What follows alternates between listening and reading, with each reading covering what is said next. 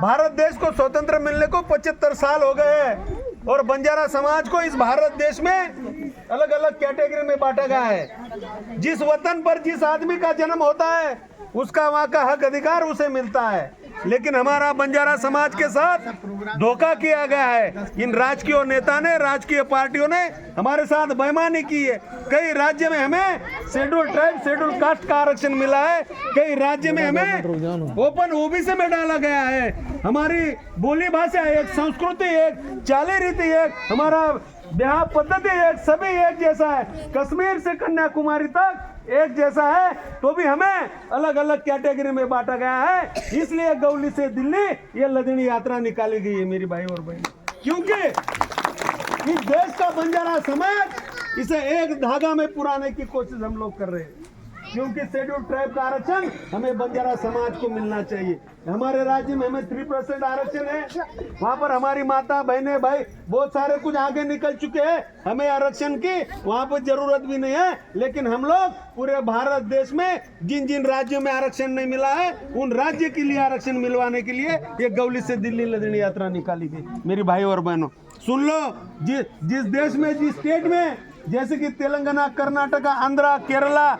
जहां जहां हम लोगों को आरक्षण मिला है वहीं के लोग विधायक, सांसद बन चुके हैं, वहीं के लोग डीएसपी, एसपी बन चुके हैं, वहीं की लड़कियां एमबीबीएस, एमडी, एमएस डॉक्टर बन चुके हैं, पुलिस बन गए, प्राध्यापक, प्रोफेसर बन गए, टीचर बन गए। हम लोग चाहते हैं सब मिलकर कि इस भारत में one nation, one cast, one reservation के लिए हम लोग यहाँ आए भाई साहब।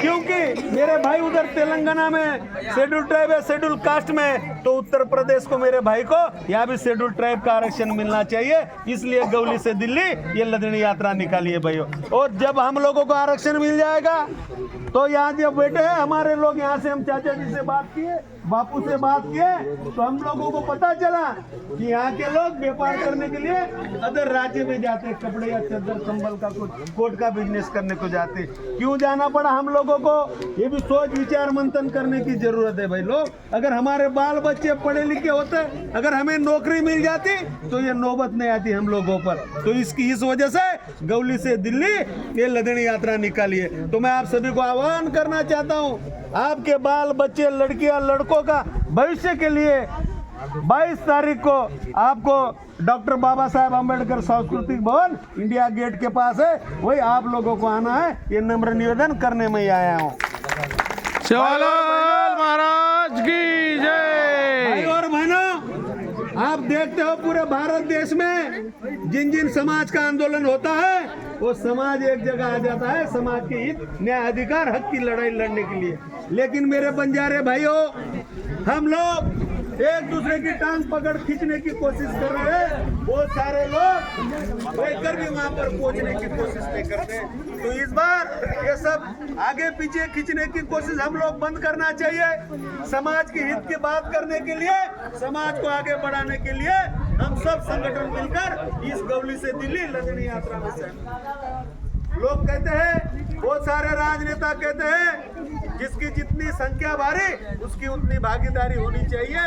लेकिन हम लोगों की राजनीति में भागीदारी नहीं हो रही है, शिक्षा में भागीदारी नहीं हो रही है, नौकरी के लिए, जॉब के लिए भागीदारी नहीं हो रही है। ये भी हमें विचार मंथन करना पड़ेगा, क्योंकि हर लोग हर क्षेत्र से चुन के जाते हैं, उनका वहाँ बुलंद आवाज उठाने वाले कोई ना कोई नेता होता है। लेकिन हमारे बंजारा समाज का विधायक नहीं चुन के जा सकता है, सांसद चुन के नहीं जा सकता है दिल्ली में, हमारा आवाज उठाने वाला वहाँ कोई नहीं है। नहीं भी आना चाहिए ना, क्योंकि जिन जिन समाज के लोग वहाँ चले गए हैं उन समाज का वहाँ आवाज, वहाँ प्रश्न रखते हैं, क्वेश्चन करते हैं और उनको न्याय मिलाने की कोशिश। शांत हो जाओ बेटा, शांत हो जाओ। करते हैं। जब तक हम दिल्ली नहीं जाते, जब तक हम लखनऊ नहीं जाते, हमारे स्टेट के लोग विधानसभा में जब हमें न्याय हक अधिकार मिलेगा, हमने 75 साल में बहुत सारे लोगों को चुन के आगे भेज दिया, हम वही के वही है। ये भी विचार मंथन करने की जरूरत मेरे भाई बहन सगा संगठन। आगे रहेगी बात नौकरी और शिक्षा की। हम लोगों ने यहाँ देखा, हमारे महाराष्ट्र में एक वसंतराव नाइक करके माजी मुख्यमंत्री होके गए, 11.5 साल उन्होंने राज किया। हर तांडे में जा जाकर जिन जिन लोगों के अपने समाज के जो लोग थे उनके विचार उच्च थे वसंतराव नाइक जी के, उन्होंने हर तांडे में आश्रम स्कूल दिया, स्कूल खोला। पहली से 5वीं तक कक्षा तक, 5वीं से 10वीं, 10वीं से 12वीं तक जूनियर सीनियर ऐसे बहुत सारे कॉलेजेस खोले। वहाँ बंजारा समाज के बच्चे लड़कियां पढ़ी और बहुत आके निकल चुके हैं भाई। वो इस तरह अपने हर तांडे में स्कूल कॉलेज होना चाहिए, शिक्षा की अच्छी पढ़ाई करना चाहिए।